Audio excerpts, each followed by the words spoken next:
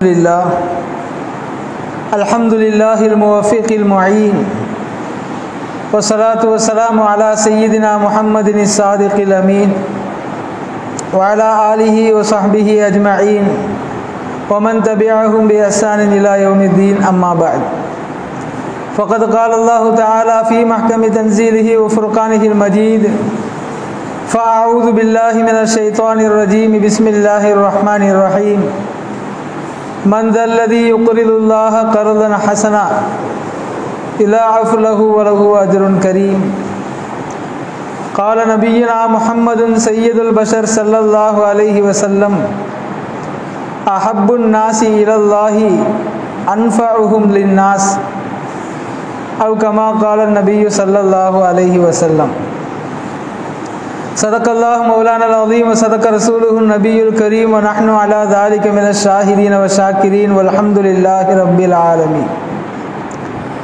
அளவற்ற அருளாளனும் நிகரற்ற அன்புடையோனும் ஆகிய எல்லாம் வல்ல அல்லாஹ்வின் திருப்பெயர் உச்சரித்து என் உரையை துவக்கம் செய்கிறேன். உலகில் உண்டாகும் சர்வ புகழும் அல்லாஹ் ஒருவனையே சேரட்டுமாக. அவனது சாந்தியும் சமாதானமும் கருணையும் ஈடேற்றமும் அகிலத்தின் அருட்கொடையாக வந்துதித்த அண்ணல் எம்பெருமான் ரசூலுல்லாஹி ஸல்லல்லாஹு அலைஹி வஸல்லம் அன்னவர்கள் மீதும் அன்னாரின் வழி நடந்த உத்தம சத்திய சஹாபாக்கள், தாபிஈன்கள், தபஉ தாபிஈன்கள், நாதாக்கள், நல்லவர்கள், அவுலியாக்கள், இமாம்கள், குறிப்பாக சிறப்பான இச்சபையில் ஒன்று சேர்ந்திருக்கக்கூடிய மேலும் வரவிருக்கக்கூடிய நம் அனைவர் மீதும் அனைவரது குடும்பத்தார் மீதும் என்றென்றும் நிறைவாக நிலவட்டுமாக. ஆமீன். அன்பிற்கும் இறைநேசத்திற்கும் தகுதியான சகோதரர்களே, ஜமாத்தார்களே, எல்லாம் வல்ல அல்லாஹுவின் பேருபகாரம் அவனது இல்லத்தில் அமர்ந்து அவனை பற்றியும் அவனது தூதர் கண்மணி நாயகம் ஸல்லல்லாஹு அலைஹி வஸல்லம் அவர்களை பற்றியும் அவர்களது பொருத்தம் பெற்ற நபி தோழர்கள் பற்றியும் பேசக்கூடிய கேட்கக்கூடிய பாக்கியத்தை மீண்டும் ஒரு முறை அல்லாஹ் நமக்கு வழங்கியிருக்கிறான். பேசுகின்ற கேட்கின்ற விஷயங்களின் பிரகாரம் அமல் செய்ய வேண்டும் என்பதை ஆரம்ப உபதேசமாக எனக்கும் உங்களுக்கும் கூறி இந்த வார ஜும்ஆவிலே கடந்த வாரம் நாம் பேசிய வக்ஃபு குறித்த தகவல்களில் அதிகப்படியான தகவல்களை நாம் தெரிந்து கொள்ளவிருக்கிறோம். அன்பானவர்களே, ரசூலுல்லாஹி ஸல்லல்லாஹு அலைஹி வஸல்லம் அவர்களுடைய வருகைக்கு பிறகு இந்த உலகம் தன் பாதையை மாற்றிக்கொண்டது. அநியாயம், அக்கிரமம், அழிச்சாட்டியங்களுக்கு மத்தியில் வாழ்ந்த மனித சமுதாயத்தை அன்பு, அரவணைப்பு, சமத்துவம், சகோதரத்துவம் என்று ஒருவருக்கொருவர் உதவி கொள்ளும் வகையில் இந்த உலகம் மாற ஆரம்பித்தது. பெருமானார் ஸல்லல்லாஹு அலைஹி வஸல்லம் அவர்கள் பொருளாதார ரீதியிலும் மனித கட்டமைப்பு ரீதியிலும் வலுவான ஒரு சமுதாயத்தின் அடித்தளத்தை அமைத்து சென்றார்கள். அவர்களுக்கு பிறகு வந்த நேர்வழி பெற்ற கலீஃபாக்கள் தொடர்ந்து மனித வளத்தை மேம்படுத்துவதற்குண்டான முயற்சிகளை செய்தார்கள். இதற்கெல்லாம் அடிப்படை காரணமாக இருந்தது பெருமானார் ஸல்லல்லாஹு அலைஹி வஸல்லம் அவர்களின் நற்குணங்கள். சஹாபாக்களை சொல்வதையெல்லாம் செய்யும் விதமாக மாற்றி காட்டியதில் பெரும் பங்கு நபி ஸல்லல்லாஹு அலைஹி வஸல்லம் அவர்களுடைய நற்குணங்களுக்கு உண்டு. அந்த வகையில் நபி ஸல்லல்லாஹு அலைஹி வஸல்லம் அவர்கள் செய்த சரித்திர சாதனைகளில் மிக முக்கியமான ஒன்றுதான் வக்ஃபு என்பது. இந்த உலகில் வாழுகிற மனிதனுக்கு இருக்க வேண்டிய அடிப்படை குணங்களில் ஒன்று அடுத்தவர்களுக்கு உதவுவது. சென்ற வாரத்திற்கு முந்தைய வார ஜும்ஆவிலே நாம் பேசினோம். மனிதனாக வாழ்வதற்கு நமக்கு இருக்க வேண்டிய அடிப்படை தகுதிகளில் முதலாவது அடுத்தவர்களை பார்த்தால் புன்சிரிப்போடு அவர்களிடத்தில் பேசுவது. அதற்கு அடுத்தபடியாக அடுத்தவர்களுக்கு நமது பொருளாதாரத்தில் இருந்து உதவுவது இருக்கிறது. பெருமானார் ஸல்லல்லாஹு அலைஹி வஸல்லம் அவர்கள் சொன்ன பல நபிமொழிகளில் ஒன்று, அல்லாஹ்விற்கு மிக மிக பிடித்தது எது? தபரானி என்கிற நூலில் பதிவு செய்யப்பட்டிருக்கக்கூடிய நபிமொழியில் வருகிறது, அஹப்புன் நாசி இலல்லாஹ் அல்லாஹ்வின் அளவில் அல்லாஹ்விற்கு மிக பிடித்த மனிதர்களில் யார் முதலிடத்தில் இருக்கிறார்கள் என்றால் அன்ஃபஉஹும் லின்னாஸ், மற்ற மக்களுக்கு அதிக பிரயோஜனப்படும் வகையில் வாழ்பவர்கள் என்றார்கள் பெருமானார் ஸல்லல்லாஹு அலைஹி வஸல்லம்.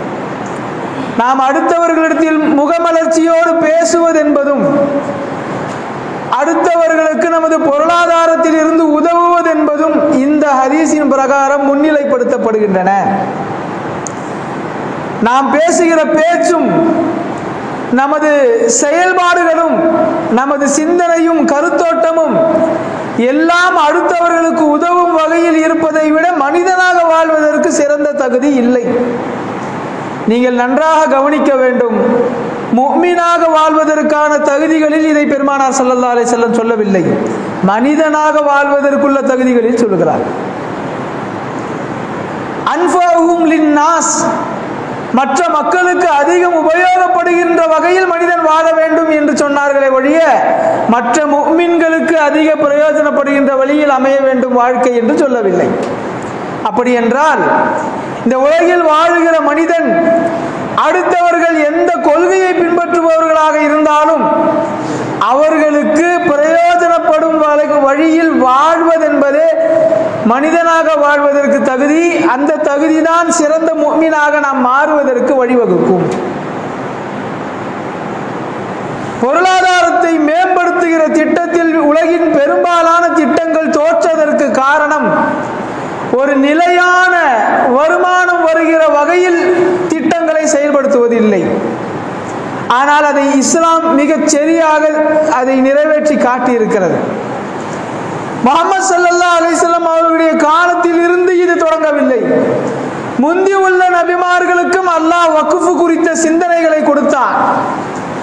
மஸ்ஜிதுகளுக்காக, மக்களின் பொது பயன்பாட்டிற்காக செல்வந்தர்கள் தங்களுடைய சொத்து பத்துக்களை செலவு செய்வது, அது நிலமாக இருக்கலாம், கிணறாக இருக்கலாம், இடமாக இருக்கலாம், வீடாக இருக்கலாம், தங்களுடைய பொருளாதாரத்தை செலவு செய்து இது இனிமேல் மக்களுக்கானது என்று செய்கிற அந்த வக்ஃபை முந்தி உள்ள நபிமார்களுக்கும் அல்லாஹ் தஆலா வலியுறுத்தி இருந்தான். நீங்கள் இன்றைக்கும் காண முடியும். முஸ்லிம்களுக்கு அடுத்தபடியாக உலகில் அதிகமான வக்ஃபுகளை செய்யக்கூடிய கொள்கை இருக்கிறது என்றால் அது கிறிஸ்டியானிட்டி, கிறிஸ்தவ சமூகம். நமது நாட்டில் நீங்கள் பார்க்கலாம், நிறைய ஆஸ்பத்திரிகளை கட்டுவார்கள், நிறைய கல்வி கூடங்களை கட்டுவார்கள், கல்லூரிகள் கட்டுவார்கள். மக்களுக்கு பிரயோஜனப்படுகிற வகையில் கல்வி மருத்துவத்தை தங்களால் இயன்ற அளவிற்கு குறைந்த காசை பெற்றுக்கொண்டோ அல்லது முழு இலவசமாகவோ வழங்கக்கூடிய அறக்கட்டளை நிறுவனங்களை கிறிஸ்தவர்கள் நடத்துவதை நாம் பார்க்க முடியும். மேலும் அனாதைகளுக்கு, விதவைகளுக்கு, முதியோர்களுக்கு அல்லது எந்த வகையிலும் ஆதரவு இல்லாதவர்களுக்கு அவர்கள் இல்லங்கள் கட்டி அவர்களை பராமரிக்கக்கூடிய நிறைய அறக்கட்டளைகளையும் நாம் கேள்விப்பட முடியும். இதுவெல்லாம் நபி ஈசா அலைஹிஸ்ஸலாத்து வஸ்ஸலாம் அவர்களுடைய உம்மத்தில் வலியுறுத்தப்பட்ட வக்ஃபின் தொடர்ச்சி. இன்றைக்கு அவர்கள் கிறிஸ்தவர்களாக இருக்கலாம், முஹம்மது ஸல்லல்லாஹு அலைஹி வஸல்லம் அவர்களை ஏற்றுக்கொள்ளாததால் அவர்கள் முஸ்லிம்களாக ஆகாமல் இருக்கலாம். ஆனால் இந்த வக்ஃபின் பாரம்பரியம் என்பது அடுத்தவர்களுக்கு உதவுவதற்கான நிலையங்களை துவங்கி நடத்துதல் என்பது இப்போது அவர்கள் கிறிஸ்தவத்தில் இருந்து செய்தாலும் இதன் தொடக்கம், இதனுடைய ஆரம்பம் என்பது ஈசா அலைஹிஸ்ஸலாத்து வஸ்ஸலாம் அவர்களுடைய உம்மத்தில் இருந்தவர்களிடம் இருந்துதான் இவர்களுக்கு வந்தது. பிற்காலத்தில் இவர்கள் வேறு கொள்கையில் செல்லலாம். எனவே முஹம்மது ஸல்லல்லாஹு அலைஹி வஸல்லம் அவர்களுக்கு முன்னால் இருந்தே வக்ஃபுடைய பாரம்பரியத்தை முஸ்லிம்கள் கையாண்டு இருக்கிறார்கள். பெருமானாருடைய வருகைக்கு பிறகு இந்த வக்ஃபில் ஒரு பெரும் புரட்சி ஏற்படுகிறது. ஒருபுறம் மனிதர்களுக்கான நற்குணங்களை போதிக்கிறார்கள், மனிதர்களை புனிதர்களாக ஆக்கும் முயற்சியில் இருக்கிறார்கள். அதே நேரம் இது நிலையாக இருக்க வேண்டுமானால் இந்த மனிதர்களை மனமாற்றும் முயற்சி என்பது கியாமத்து வரை இதன் எண்ணிக்கை அதிகரித்துக் கொண்டே போக வேண்டும் என்றார் இந்த சேவையை நிறுவுவதற்கு மிக முக்கியமான பங்கு வக்ஃபில் இருக்கிறது என்பதை தான் நபி தோழர்களுக்கு அவர்கள் உணர்த்தினார்கள். எப்போதுமே ஒரு சிறந்த சமுதாயத்தை உருவாக்கும் முயற்சியில் தலைவர்கள் இருக்கிற போது அவர்களுடைய மன தூய்மைக்கேற்ப, அவர்களுடைய சேவை சிந்தனைக்கேற்ப, அவர்களுடைய திறமையான பேச்சுக்கேற்ப ஒரு சமுதாயத்தை கட்டி எழுப்பிவிட முடியும். ஆனால் அவர்களுடைய காலத்திற்கு பிறகும், அந்த தலைமுறை கடந்ததற்கு பிறகும், அல்லது 100 ஆண்டுகள் கழித்ததற்கு பிறகும் இதை தொடர முடியும் என்றால் அந்த திட்டத்தில் நிறைய தலைவர்கள் தோற்று போயிருக்கிறார்கள். ஒரு 100 ஆண்டுகளுக்கு பிறகு அந்த சேவையாளரை குறித்த பெரிய சிந்தனைகள் எதுவும் நமது மனதில் இருக்காது, நூல்களில் வேண்டுமானால் இருக்கலாம். ஒரு 300 ஆண்டுகளுக்கு முன்பு இந்த உலகத்தில் வாழ்ந்த பெரும் சமூக செயற்பாட்டாளர்கள், சேவையாளர்களுடைய பெயர்களை சொல்லுங்கள் என்றால் நம்முடைய உள்ளத்தில் பெரிய அளவிற்கு யாருடைய ஞாபகமும் வராது. அவர்கள் வாழ்ந்த காலத்தில் அவர்கள் செய்த சேவையை கண்டு அவர்களோடு இணைந்த பெருங்கூட்டம் வாழ்ந்திருக்கலாம். ஆனால் காலம் செல்ல செல்ல அவர்களுடைய சேவைகள் மறையும், இறுதியில் அவர்களுடைய பெயரே மறைந்து போகும். இது உலக நடப்பு. ஆனால் 1450 ஆண்டு காலம் நெருங்கியும் கூட இன்றைக்கும் முஹம்மது ஸல்லல்லாஹு அலைஹி வஸல்லம் அவர்களுடைய தியாகம், நற்குணங்கள், சேவை குறையாமல் அல்லது அவர்கள் கொண்டு நிறுத்திய அதே லெவலில் இல்லாமல் அதிகரித்துக் கொண்டே போகிறது. வக்ஃபை குறித்து நாம் தெளிவாக பேசுவோம். இந்த வக்ஃபில் பெருமானார் ஸல்லல்லாஹு அலைஹி வஸல்லம் அவர்கள் செய்த புரட்சி எவ்வளவு மகத்தானது என்றால், சஹாபாக்களுக்கு நற்குணங்களை போதித்துக் கொண்டிருந்த அதே நேரத்தில் செல்வந்தர்களாக இருந்த சஹாபிகளை வக்ஃபு குறித்து அவர்கள் விழிப்புணர்வு பேசினார்கள். மக்களுக்கு பலனளிக்கிற வகையில் உங்களுடைய சொத்துக்களை நீங்கள் வக்ஃபு செய்யுங்கள். இது குறித்து நபிமொழிகள் ஏராளம் உள்ளன. ஒன்றை நான் சொல்லுகிறேன். ஒரு மனிதன் மௌத்தானதற்கு பிறகும் தொடர்ந்து அவனுக்கு நன்மையை அளிக்கக்கூடிய சதக்கத்துல் ஜாரியா என்று பெயர் சொல்லப்படுகிற தர்மங்களை நபி ஸல்லல்லாஹு அலைஹி வஸல்லம் அவர்கள் தோழர்களுக்கு வலியுறுத்தினார்கள். ஒரு மனிதன் மௌத்தாகிவிட்டால் அவனது எல்லா அமல்களும், உலக ரீதியான தொடர்புகளும் துண்டிக்கப்படுகின்றன. ஆனால் இந்த உலகத்தில் வாழுகிற போது அவன் பெற்றெடுத்து ஒழுக்கமாக வளர்த்த மகன் செய்கிற துஆ அவனோடு தொடர்பில் இருக்கிறது. இந்த உலகத்தில் வாழுகிற போது அவர் அளித்த சதக்கத்துல் ஜாரியா என்கிற தொடர்படியான நன்மைகளை தரக்கூடிய சதக்கா அவரோடு தொடர்பில் இருக்கிறது என்று சொன்னார்கள். இதுதான் நாம் இங்கே பேசப்படவிருக்கிற முக்கியமான விஷயம். எப்போது நபி ஸல்லல்லாஹு அலைஹி வஸல்லம் அவர்கள் சிறு சிறு தர்மங்களை தாண்டி தொடர்படியான கியாமத்து வரை நன்மை தரக்கூடிய சதக்கத்துல் ஜாரியா குறித்து விழிப்புணர்வு செய்தார்களோ, பெரும் செல்வந்தராக இல்லாவிட்டாலும் இருக்கிற செல்வத்தை வைத்து வக்ஃபு செய்கிற சஹாபாக்கள் முன் வந்தார்கள். சையதுனா உஸ்மான் இப்னு அஃபான் ரலியல்லாஹு அன்ஹு, பெருமானாரின் மருமகன், 3வது மாபெரும் நேர்வழி பெற்ற கலீஃபா, பிஹ்ரே ரூமா என்கிற கிணறு அவர்களுக்கு சொந்தமானதாக இருந்தது. மக்கள் தண்ணீர் கஷ்டத்தில் அவதிப்பட்ட போது பெருமானார் ஸல்லல்லாஹு அலைஹி வஸல்லம் அவர்கள் வக்ஃபு குறித்த சிறப்புகளை பேசிய போது அந்த கிணற்றை மக்களுக்காக வேண்டி வக்ஃபு செய்தார்கள். இனிமேல் இந்த கிணற்றில் யார் வேண்டுமானாலும் தண்ணீர் இறைத்துக் கொள்ளலாம். முஸ்லிம்கள் கடந்து யார் வேண்டுமானாலும் எவ்வளவு வேண்டுமானாலும் பயன்பாட்டிற்காக தண்ணீரை எடுத்துக்கொள்ளலாம் என்று வக்ஃபு செய்தார்கள். அபூ தல்ஹா ரலியல்லாஹு அன்ஹு, பைரஹா என்கிற ஒரு தோட்டம் அவர்களுக்கு இருந்தது. அவர்கள் சொல்வார்கள், எனக்கு நிறைய சொத்துக்கள் இருந்தன, நிறைய தோட்டங்கள் இருந்தன. என்னுடைய எல்லா தோட்டத்தையும் விட இந்த தோட்டம் எனக்கு ரொம்ப பிடித்தமானதாக இருந்தது. எனக்கு ரொம்ப பிடிக்கும். பெருமானார் எப்போது வக்ஃபை குறித்து சிறப்புப்படுத்தி பேசினார்களோ அப்போது நான் என்னுடைய தோட்டங்களிலேயே சிறந்த ஒன்றை தான் தர்மம் செய்ய வேண்டும் என்றெண்ணி இந்த பைரஹா தோட்டத்தை நான் பெருமானார் ஸல்லல்லாஹு அலைஹி வஸல்லம் அவர்களிடம் ஒப்படைத்தேன், வக்ஃபு செய்தேன் என்று அவர் சொல்கிறார். இது 2 உதாரணங்கள் தான்.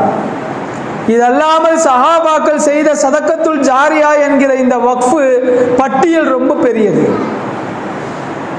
ஒரு சிறு இடம், ஒரு சிறு கிணறு, ஒரு தோட்டம், இவற்றில் தொடங்கிய இந்த வக்ஃபு இன்றைக்கு எந்த அளவிற்கு வளர்ந்து நிற்கிறது என்றால், அரசாங்க பதிவின்படியே 90 லட்சத்திற்கும் மேற்பட்ட ஏக்கர் நிலம் இன்றைக்கு வக்ஃபுக்கு சொந்தமானது இந்தியாவில் மட்டும். எவ்வளவு தூரம் இது விரிவடைந்திருக்கின்றது என்றால், முஸ்லிம்களால் நிறைந்து வழிகிற வளைகுடா நாடுகளில் கூட, எந்த முஸ்லிம் நாடுகளில் கூட இவ்வளவு வக்ஃபு சொத்து கிடையாது. உலகிலேயே அதிகமான வக்ஃபு சொத்துக்களை கொண்ட முஸ்லிம்கள் நாடு என்று எடுத்து பார்த்தால் எல்லாமே இந்தியாவிற்கு பிறகுதான் வருது. உலகத்திலேயே அதிகமான வக்ஃபு சொத்துக்கள் கொண்ட நாடாக நாம் இங்கே இருக்கிறோம். ஆனால் இங்கே நம்முடைய பாப்புலேஷன், நம்முடைய மக்கள் தொகை சுமார் 14% தான். Indonesia, Saudi Arabia, Iran, Iraq போன்ற நாடுகள் எல்லாம் 90%க்கும் மேல் முஸ்லிம் மக்கள் தொகை கொண்ட நாடுகள். ஆனால் அங்கேயும் வக்ஃபுகள் இருக்கின்றன. வக்ஃபு செய்யப்பட்ட பொருட்களுக்கான, சொத்துக்களுக்கான நிர்வாகிகள், வாரியங்கள் இருக்கின்றன. ஆனால் இந்தியா அளவிற்கு வக்ஃபு நிலங்களை, வக்ஃபு இடங்களை கொண்ட நாடு எதுவும் இல்லை. பெருமானாருடைய விழிப்புணர்வு எவ்வளவு தூரம் வளர்ந்து கொண்டே போகிறது என்பதற்காக இதை நான் சொல்லுகிறேன். இந்தியாவிலேயே 3வது மிகப்பெரிய சொத்துக்களை கொண்ட வாரியமாக வக்ஃபு வாரியம் இருக்கிறது. முதல் இடத்தில் இந்திய ராணுவமும், 2வது இடத்தில் இந்திய ரயில்வே டிபார்ட்மெண்ட்டும் இருக்கிறது.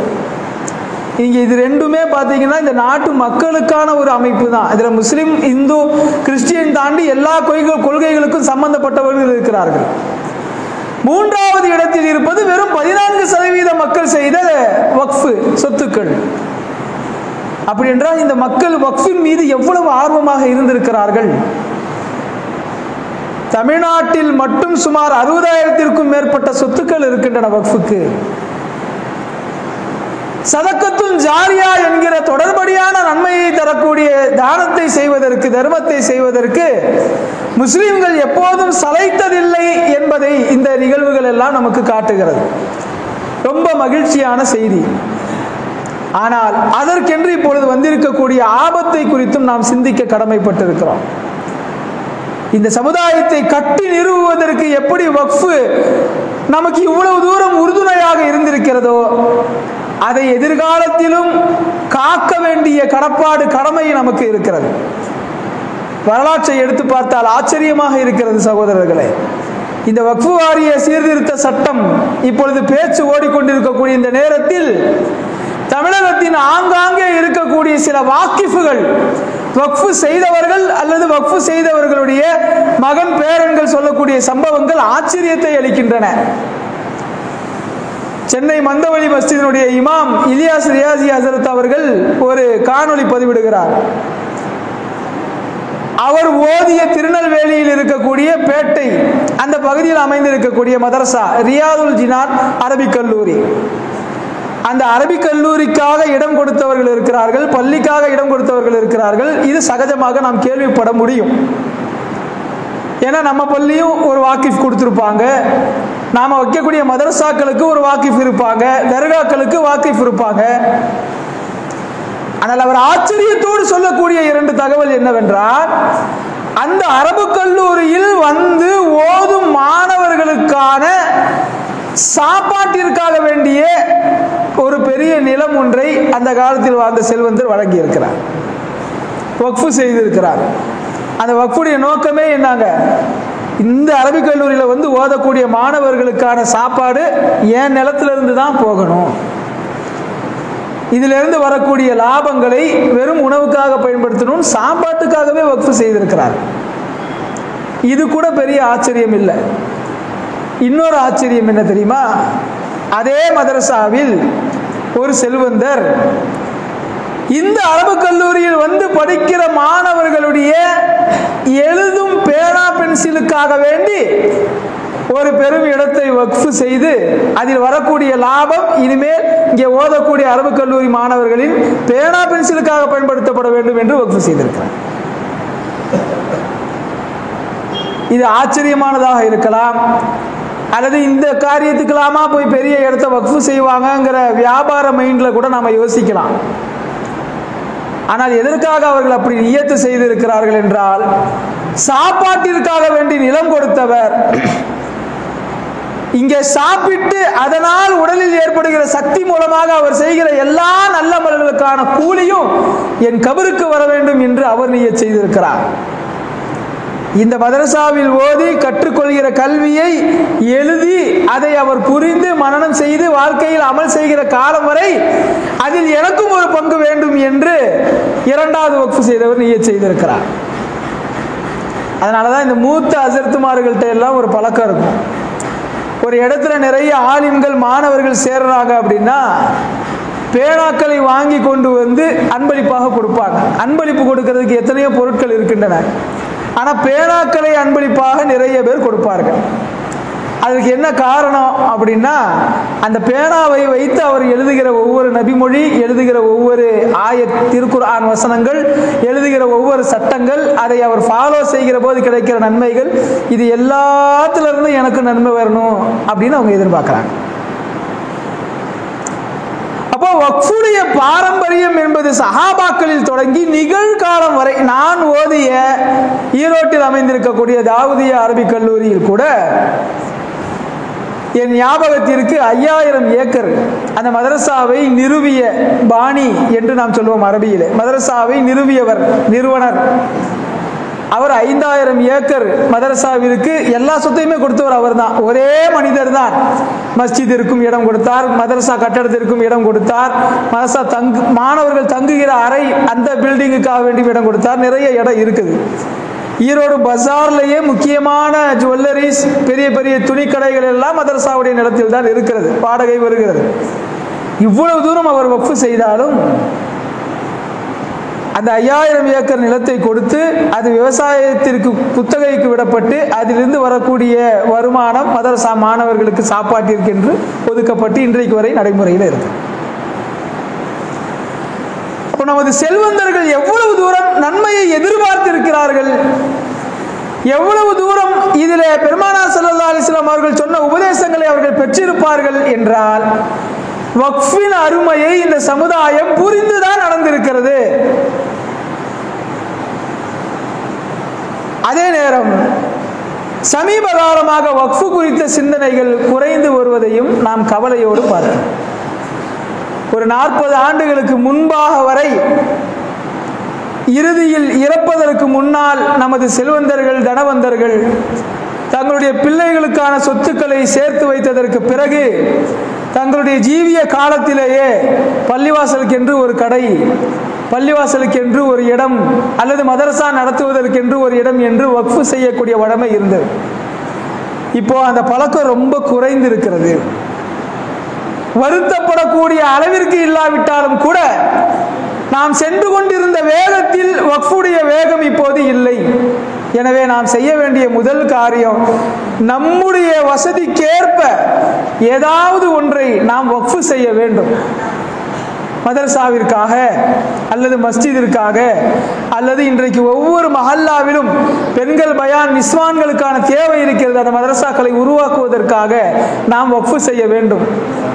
ஒருவேளை அந்த அளவிற்கு வக்ஃபு செய்யக்கூடிய அளவிற்கு எனக்கு வசதி இல்லை என்ற நிலையில் நீங்கள் இருப்பீர்களே ஆனால், நீங்கள் இப்பொழுது மன தூய்மையோடு நிய்யத்து வையுங்கள். யா அல்லாஹ், எனக்கு விசாலமான செல்வத்தை கொடு, என்னுடைய வியாபாரத்தில் அபிவிருத்தியை கொடு, தேவையில்லாத நஷ்டம் தரக்கூடிய வீணாகி போகக்கூடிய செலவுகளில் இருந்து என்னை காப்பாற்று, ஆஸ்பத்திரி செலவுகளில் இருந்து என்னை காப்பாற்று, எனக்கு வசதி வருமானால் நிச்சயம் என் மௌத்துக்குள்ளால் நான் ஒரு வக்ஃபு செய்வேன் என்று நிய்யத்து வையுங்கள். கொடுப்பதற்கு கொடுப்பவன் தயாராக இருக்கும் பொழுது கேட்பவனுக்கு என்ன கஞ்சத்தனம். அன்னாட காட்சிங்கனாலாம் 200 ரூபா சம்பாதிச்சு குடும்பத்தை ஓட்டிக்கிட்டு இருக்கேங்கிற நிலைமையில நீங்க இருந்தாலும், நானும் இன்ஷா அல்லாஹ் மௌத்தாகுவதற்குள் ஒரு வாக்கிஃபாக ஏதாவது ஒரு நல்ல காரியத்திற்கு நான் வக்ஃபு செய்யக்கூடியவனாக மாறுவேன் என்று நாம் நிய்யத் செய்ய வேண்டும். மூன்றாவது முக்கியமான விஷயம், இருக்கிற வக்ஃபு சொத்துக்களை பாதுகாத்துக் கொள்வதற்கு நாம் என்ன செய்ய வேண்டுமோ அதில் இன்னும் கொஞ்சம் கவனத்தை அதிகப்படுத்த வேண்டும். புதிதாக சொல்வதற்கில்லை. போன வார ஜுமாவிலே நாம் பேசிய அதே விஷயங்கள் தான். நம்முடைய ஜமாத்தை நாம் பலப்படுத்த வேண்டும். எப்படியெல்லாம் இந்த ஜமாத்திற்கு நாம் உயிரூட்டம் கொடுக்க முடியுமோ, எப்படியெல்லாம் இந்த ஜமாத்தின் அதிகாரத்தை தக்க வைத்துக் கொள்ள முடியுமோ அவற்றில் நாம் அதிகமாக கவனம் எடுக்க வேண்டும். ஏதோ மஸ்ஜிதுடைய காரியங்கள் தானே என்று நாம் இருக்கக்கூடாது. மஹல்லாவில் வாழுகிறவர்களில் ஒருத்தராக நாம் இருக்கக்கூடாது. பள்ளிவாசலை நிர்வகிப்பவர்களில் ஒருவராக நாம் மாற வேண்டும். பள்ளிவாசலில் ஏதேனும் உதவிகள் செய்தால் நானும் சென்று வாங்குவேன் என்கிற எண்ணத்தோடு இருக்கக்கூடாது. பள்ளிவாசலுக்கு உதவி செய்யக்கூடியவர்களில் ஒருவராக நான் இருப்பேன் என்று நாம் உறுதியான முடிவெடுத்துக் கொள்ள வேண்டும். பொதுவாக உதவி பெறுபவர்கள் இந்த உலகத்தில் அதிகம் இருப்பார்கள், உதவி செய்பவர்கள் தான் குறைவாக இருப்பார்கள். நாம் எப்போதுமே இந்த குறைவானவர்களின் பட்டியலில் சேரத்தான் விருப்பப்பட வேண்டும். அதற்குத்தான் பெருமானார் ஸல்லல்லாஹு அலைஹி வஸல்லம் கற்றுக் கொடுத்தார்கள். நீங்கள் எப்பொழுது இறைவனிடத்திலே துஆ கேட்டாலும், யா அல்லாஹ் என்னை கொடுக்கும் கரமுள்ளவனாக மாற்று, வாங்கும் கரமுள்ளவனாக ஆக்கிவிடாதே என்றும் துஆ செய்திருக்கிறார்கள். அதற்கு ஒரு உதாரணமும் சொன்னார்கள். மேலுள்ள கை கீழுள்ள கையை விட சிறந்தது என்றார்கள். மேலுள்ள கை என்றால் கொடுக்கிற கரம், கீழுள்ள கை என்றால் பெறுகிற கரம். பெறுவது இழிவல்ல, தேவைக்கு பெறுவதில் தவறும் இல்லை. ஆனால் கொடுக்கிற கரமாகவே நாம் இருக்க வேண்டும் என்பதை நிய்யத்து செய்து கொள்ள வேண்டும் என்பதைத்தான் பெருமானார் ஸல்லல்லாஹு அலைஹி வஸல்லம் நமக்கு வலியுறுத்துகிறார்கள். எனவே நாம் இங்கே வாழுகிற வாழ்க்கை என்பது ஏதோ பிறந்தோம் வாழ்ந்தோம் மரணித்தோம் என்ற வகையில் ஒரு நார்மலான மனிதனுடைய வாழ்க்கையாக இருந்துவிடக்கூடாது. நம்முடைய வாழ்க்கைக்கு ஒரு லட்சியம் இருக்க வேண்டும். நம்முடைய வாழ்க்கைக்கு ஒரு இலக்கு இருக்க வேண்டும். அல்லாஹ் இந்த உலகத்தில் நம்மை படைத்ததின் நோக்கமே அவனை வணங்குவது என்று குர்ஆனிலே அறிவித்து விட்ட பிறகு ஒரு முஃமின் அதில் அதிக கவனம் உள்ளவனாக வாழ வேண்டும். இந்த மஹல்லாவில் ஒருவர் மரணித்தால் சில பேருடைய மரணத்தை எழுதி போடுகிற போது யார் என்று நமக்கு ஞாபகம் வராது. அவ்வளவு தூரம் தான் பழக்க வழக்கம் இருக்கும், அல்லது அவ்வளவு தூரம் தான் அவர் மஸ்ஜிதோடு தொடர்பு வைத்திருப்பார். ஆனால் நீங்கள் கவனிக்கலாம், ஒரு சிலர் மௌத்தாகிவிட்டால் தமிழகத்தின் எல்லா திசைகளிலேயும் அவர் அறியப்படுவார். அவர் சமூக செயற்பாட்டாளராக இருந்திருக்கலாம், அல்லது அரசியல் களத்தில் தூய்மையானவராக இருந்திருக்கலாம், அல்லது ஒரு பள்ளியின் பணியாளராக இருந்திருக்கலாம். சில நேரங்களில் பெரும் பணக்காரர்கள் சிலர் மௌத்தாகி போவார்கள்.